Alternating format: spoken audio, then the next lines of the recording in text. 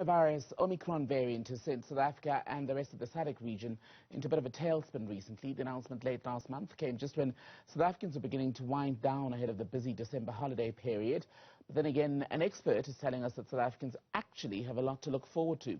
Who is that expert then? Brand and reputation management expert, Moeng, who's joining us live tonight from Cape Town, I believe. Sally, always good to have you on. I don't think you're in Cape Town today, but welcome to News at Prime. You say there's a lot to look forward to. How, when we're dealing with so much? Well, I'm going to repeat everything that's been said by a lot of people, that South Africans have been through so much in the past, and we keep making it through. I think that giving up should never be an option. It's been really tough, and it's tough. 2021 was tough for a lot of people, tougher than they had expected, compared to 2020. But, let's hope that 2021 becomes better. I'm just saying we have it in ourselves to turn this thing around. We had it in ourselves to say to the rest of the world, you can't keep throwing these knee-jerk reactions at us for stuff like that. And now some of those restrictions are being switched off, because we have to stand up for ourselves, and we have to be very clear about what we want, what we stand. There's a lot to be done. There's a lot of changes that need to happen. There's no doubt about it. But giving up should never be an option. It was interesting to note, wasn't it, 2 weeks ago, that even though as South Africans we've differed so much on, or during the pandemic, on its handling, some of the rules, regulations,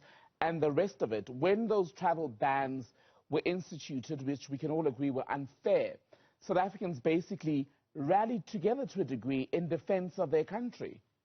Yeah, no, it was very good. But I think, I don't know if you would say the article I wrote last week, it was good for us to stand together and say, you can't keep doing this to us. But I think it's also important for us to introspect. It's important for us to say, what could we have done differently? We know that we operate in a world where when we do things, especially when they come from Africa, people overreact. So the scientists, while their intentions were good, they shouldn't have done things the way they did. I think they should have consulted more, worked with as part of the collective that communicates on part of South Africa on these things. Their messaging was too bland. You can't just go to a microphone, to a podium when you have such a potentially controversial message to give, and just say your message and walk away without expecting X to be thrown into your face. But you could also argue then that science by its nature, especially in a pandemic, could never be sexy.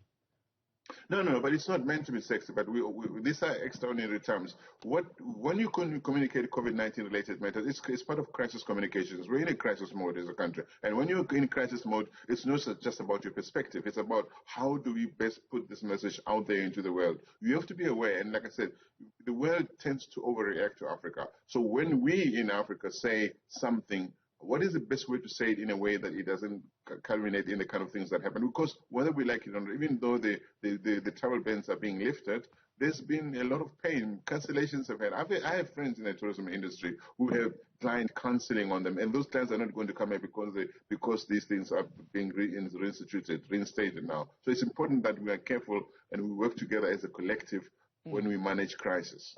What's tricky with that is, yes, we want what's best for the country. We don't want South Africans who wish to travel or do other things in the global sphere locked out because of COVID-19 bias and the rest of it. But it cannot be helped, one could argue, based on especially Western perceptions of Africa. It cannot be up to Africans to deal with people who at times have a bias that's rooted in colonialism, in age-old racism even in some cases. Well, look, in life, however you look at it, you can never be responsible for how people react or do things for other people's actions, but you're always, and I mean always, responsible for your own words and for your own actions. So while we cannot control how people react to us,